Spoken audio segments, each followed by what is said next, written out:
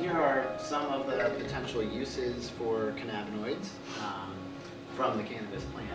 And what's interesting about this, you see there's lots and lots of different therapeutic potential there, and the most interesting part about the pie chart is that THC is not on it.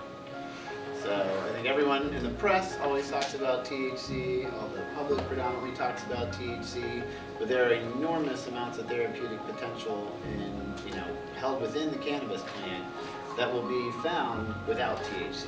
Now, I think what we're learning much more about cannabis though is that it's better to keep them all together. So isolating a single molecule and doing just single molecule studies, it's not as effective to the body. So the analogy I use sometimes is if I'm given a piano and I just pound on one key repeatedly, you're gonna be like, stop that, please stop that. I don't like to hear that, that sounds annoying at this point. If I can use all my fingers on many of the keys, then I can play great, wonderful music, and it's just much more pleasing. And that's kind of like how I use the plant to basically play many keys at once on the body.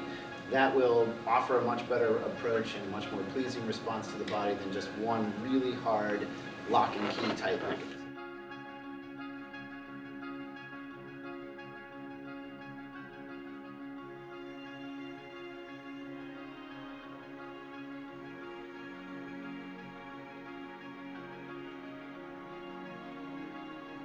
Linalool is another great example. It's sedating, right? So there are standardized lavender extracts on the market for anti-anxiety, in Europe especially. It's a botanical dietary supplement type product.